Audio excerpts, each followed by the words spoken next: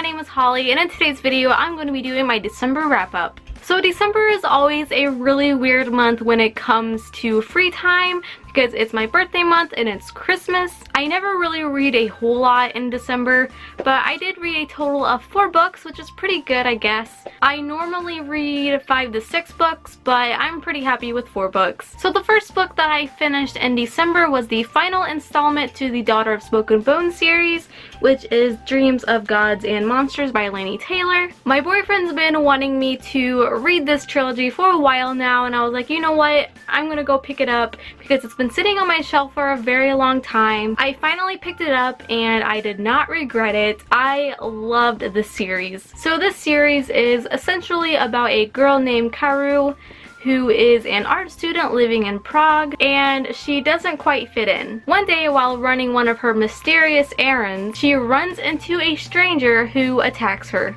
After that moment, her life changes forever, and she finds herself unraveling a deep secret, and she starts to question who she is. Typical young adult book, of course.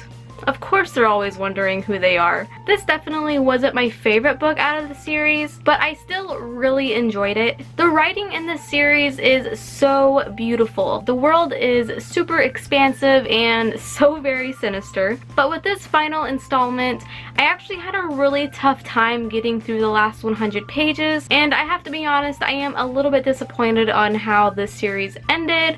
I am a little bit unsatisfied, which really hurts, but I know how hard it is to end a series and not everyone's going to be satisfied.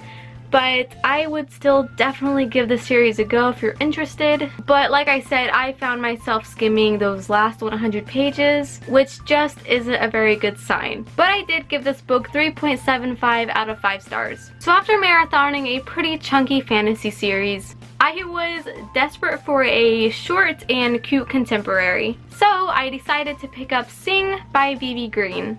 Anyone else getting Taylor Swift vibes from this cover? Cause I sure am. This book is about a girl named Lily Ross who is America's pop star. But she is not very lucky when it comes to the love department. She gets her heart broken once again and decides that she needs a total break from reality. She decides to travel with her 2 best friends to a very quaint and remote island because it appears that this is the only place that she can truly be herself.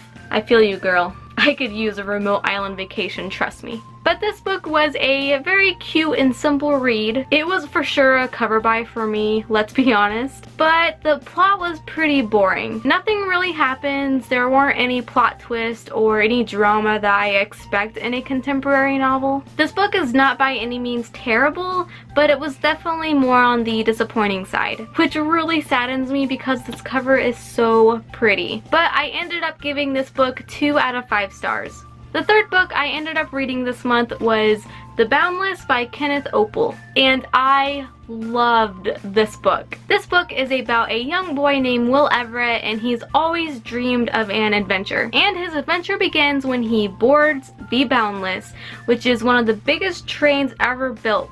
It is 7 miles long, and it is 2 stories, and it is magnificent. A lot of crazy stuff happens in this book. A murder happens, and our character ends up joining the circus. But his main goal in this book is to protect this room that is on this train that is supposedly full of treasure. If you like the Percy Jackson series, then I highly recommend picking this up. The writing style and the sense of adventure is so similar. In fact, I wouldn't be surprised if Kenneth Opel and Rick Riordan were best friends in real life. In fact, I think they should write a middle grade series together because that would be amazing. But this is definitely one of my favorite books of this year. It is definitely a favorite middle grade novel of mine. I almost wanted to reread it as soon as I finished it, so I obviously gave this book 5 out of 5 stars. I cannot wait to read this again in the future. So the final book that I picked up this month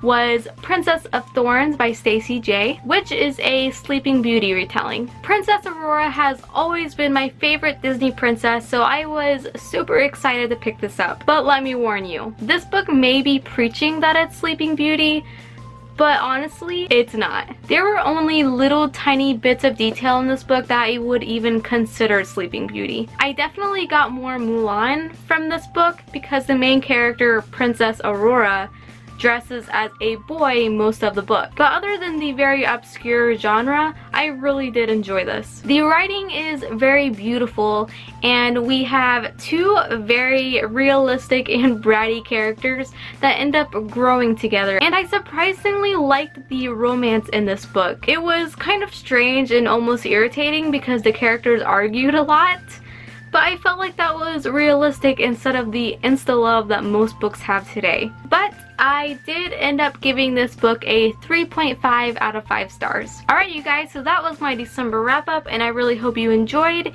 and until we meet again, happy reading.